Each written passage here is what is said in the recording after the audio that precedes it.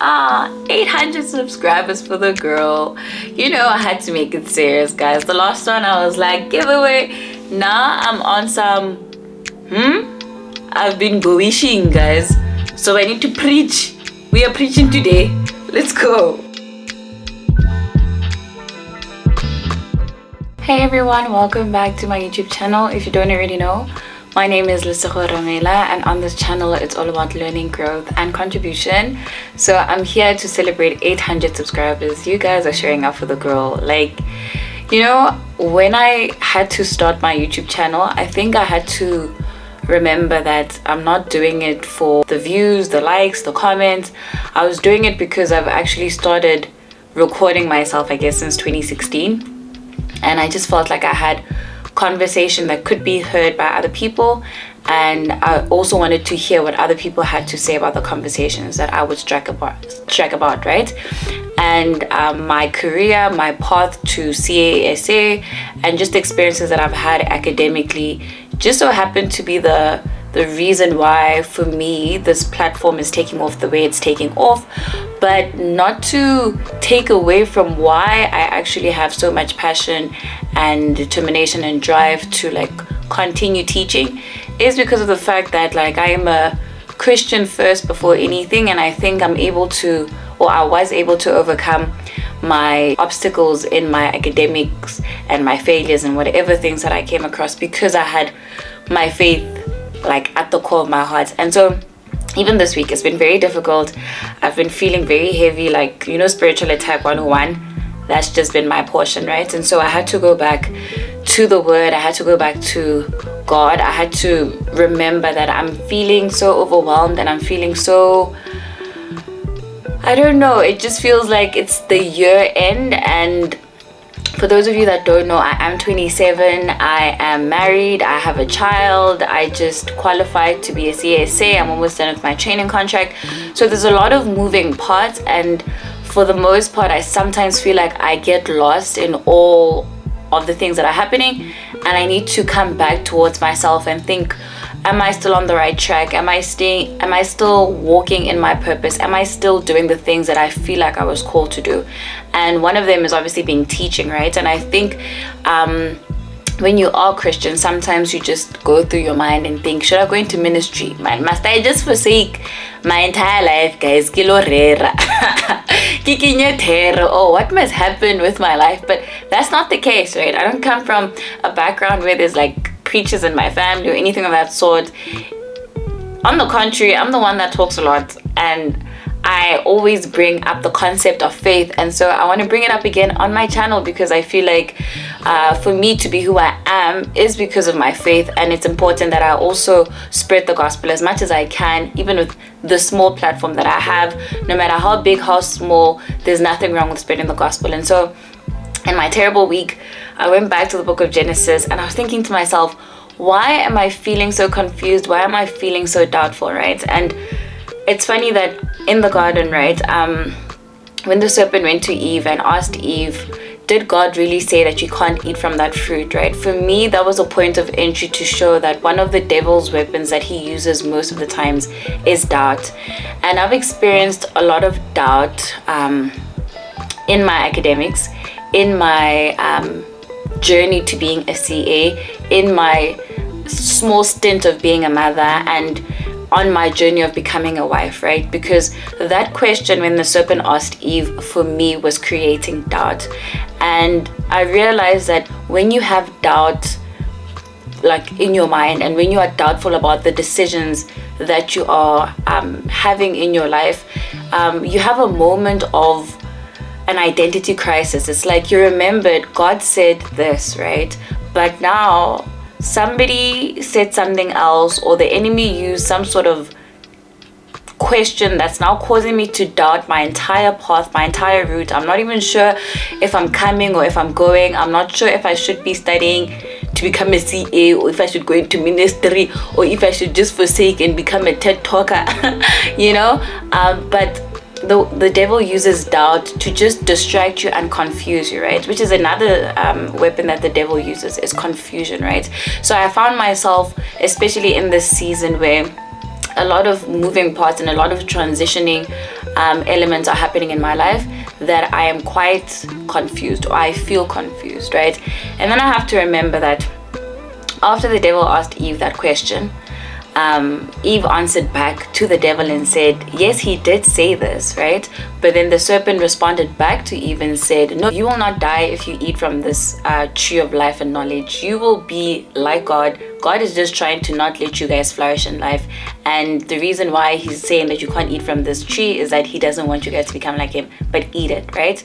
That is, for me, what I identified like to be the third weapon that the devil uses, guys. He lies, deceive.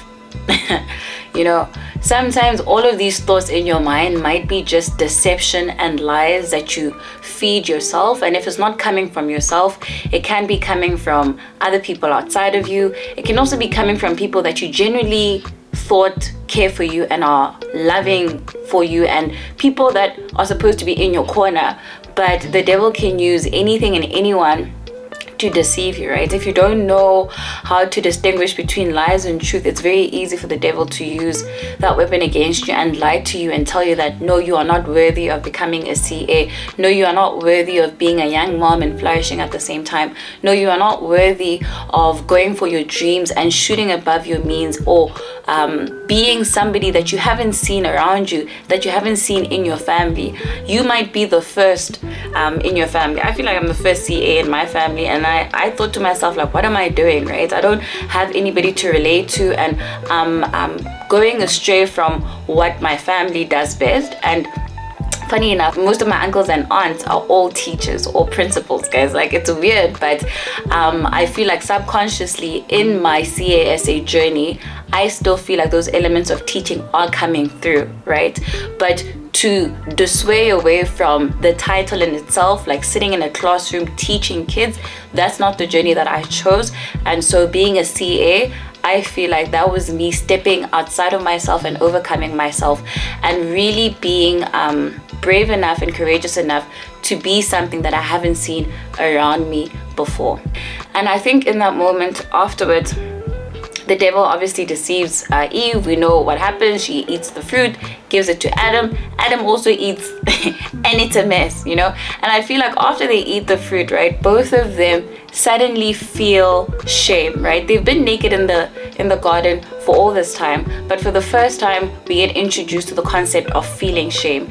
And this is what happens when you sin, or you are moving away from the calling that you have been called, or purpose that you're supposed to fulfill, is that you feel shame. It just comes uninvited, unprovoked, but because you gave in to sin and you allowed the confusion, the doubt to get the best of you, you start feeling shame. And the minute you start feeling shame, you try to cover it up. Just like Adam, just like Eve, they try to take fig leaves and trees and they try to like hide themselves, because shame does that to you. It tries to isolate you.